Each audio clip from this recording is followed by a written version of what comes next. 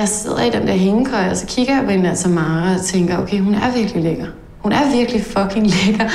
Så jeg kysser hende, fordi jeg gerne vil prøve at forstå, hvad det er, han tænker.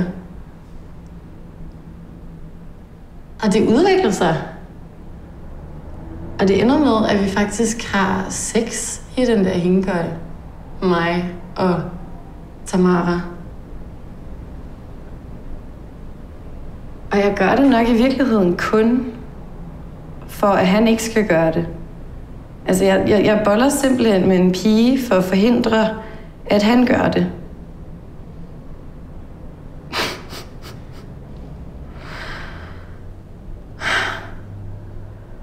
Men det var ikke den værste oplevelse, jeg nogensinde har haft. Skal jeg snakke om andet end det der sex og kærlighed, eller? Nej, det var rigtig fint. Okay. Hvad bringer dig sådan her til projektet i dag? Måske er jeg lidt nervøs. Det er okay. Hvor tit tænker du på sex? Flere gange om dagen. Mange gange om dagen. Måske en gang i timen. Og gør det måske en gang hver halve time. Min første gang var, at det skulle overstås. Og jeg var sådan ret kynisk omkring det, fordi jeg var 18, og det synes jeg var ret gammelt. Hvor ofte masturberer du? Det er nok hver anden dag. Jeg bruger faktisk bare fingrene. Jeg synes, det er nemmest, når jeg er i bad, eller hvis jeg ligger i min seng. Og det er oftest, når jeg skal lige til at sove, eller hvis jeg alligevel er i bad. Altså, jeg har virkelig ikke turde at vise mig nøgen over for nogen, heller ikke kvinder. Men nu øver jeg mig, jeg har besluttet mig for at øve mig. Så siger han til mig på et tidspunkt sådan, vil du ikke gå ned på mig?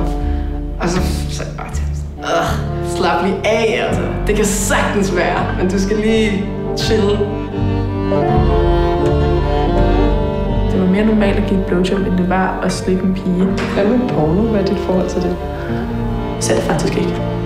Jeg tror bare ikke rigtigt, at jeg kom ind i det. Og så har jeg en dårlig internetforbindelse. Det gik op for mig, at jeg ikke vidste, hvad det ville sige at være et seksuelt væsen. Så havde vi meget langsom sex, som om vi ikke blev vilde, eller sådan.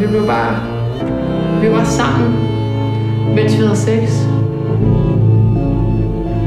Jeg kan tage min bluse af. Jeg ved ikke, om jeg vil turde vise andet end det.